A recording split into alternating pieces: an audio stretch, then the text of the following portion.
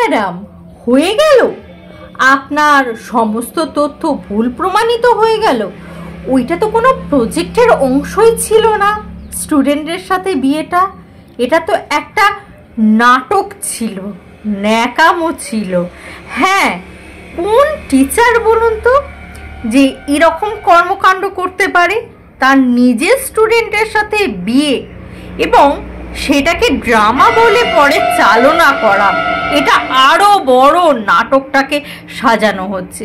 তা বলি কি ম্যাডাম, একটা কথা আপনি চিন্তা করে দেখুন তো, আপনার পিঠে তো অনেকগুলো ডিগ্রি ধারণ করা আছে, ইনফ্যাক্ট আপনি তো অনেকগুলো বইও লিখেছেন।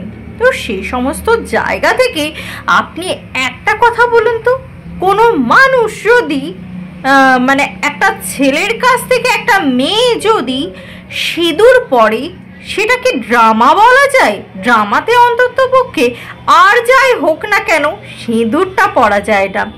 আপনাকে তো দেখলাম সিঁদুরটাও পরতে, ইনফ্যাক্ট 3 বার নাকে পড়েনি বলে সেটাকে নাকে লাগিয়ে দেওয়া হয়েছে। এরপরও বলতে হবে, আমাদেরকে শুনতে হবে, আপনি বলবেন এটাকে ড্রামা, সেটাকে আমাদেরকে বিশ্বাস করতে হবে। তা তোমাদেরকে জানিয়ে রাখি দর্শকবৃন্দ, এটাকে কিন্তু কোনোভাবে ড্রামার অংশ বা কোনো প্রজেক্টের অংশ বলে মেনে নেয়নি হরিণঘাটা কলেজের অধ্যাপকরা, যারা ইনভেস্টিগেশন করছিল, তারা কিন্তু কোনোভাবেই মেনে নেয়নি এই বিষয়টা। এই বিষয়টা পুরোটাই যে ছ্যাবলামো হয়েছে, সেই বিষয়টাই কিন্তু তারা মনে করেছে। সেই জন্য কিন্তু ম্যাডাম নিজের আত্মসম্মানটাকে রক্ষা করার জন্য তিনি কিন্তু নিজেই রিজাইন করে দিয়েছেন চাকরি থেকে। এরপর আসি আরও একটা এপিক প্রাণীকে নিয়ে। হ্যাঁ, সেটা আবার কে? একবার দেখে নাও। এটা কি গানের উপরে নাচ হচ্ছে জানো? এটা বসন্ত গায়ে হলুদ যেটা আছে আর কি, সমস্ত লাইন তো বলা যাবে না, এবার বুঝে নাও।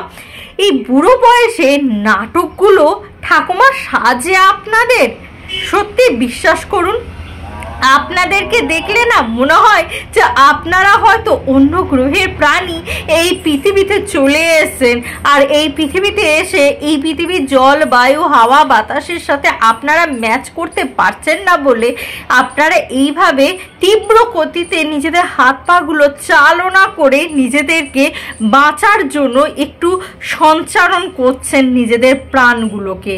সত্যিই কি আপনারা মানুষ বা এই পৃথিবীর প্রাণী, মানুষরূপী প্রাণী?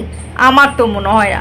মানুষ হলে অন্তত পক্ষে এইরকম ধরনের ছ্যাবলামো এই বয়সে এসে অন্তত পক্ষে করতে গেলে একবার হলেও ভাবতেন যে বয়সটা তো একটা সীমারেখাতে দাঁড়িয়ে যাচ্ছে। হ্যাঁ, বয়স বললাম বলে আরও একটা কথা মনে পড়ল, উদিত নারায়ণজি। হ্যাঁ, চুম্বন খুব মিষ্টি একটা জিনিস, যদি সেটা শিশুর গালে হয় সেটা হয় ভালোবাসা, স্নেহের, আর সেটা যদি স্বামীর সাথে হয় সেটা অন্য লেভেলের।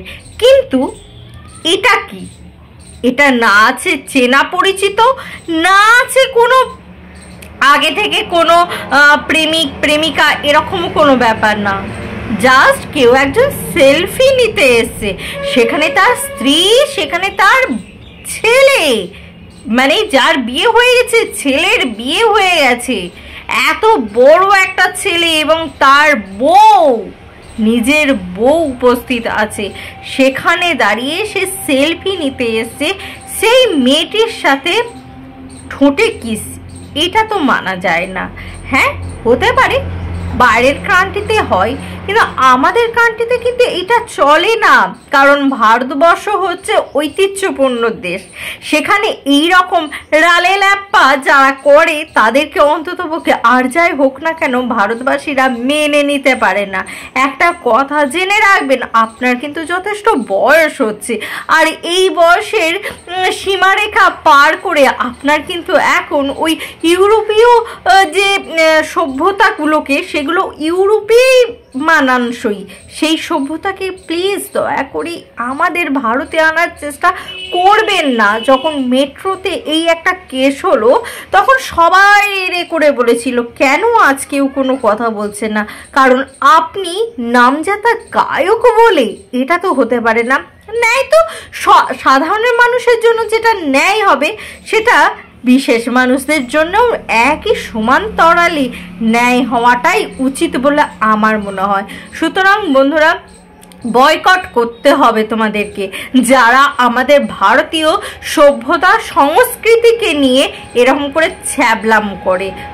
তাদের অন্ততপক্ষে আর যাই হোক আমাদের ভারতে তাদের স্থান হওয়াটা উচিত বলে আমাদের মনে হয় না। এরপর ডিসিশন নিজের।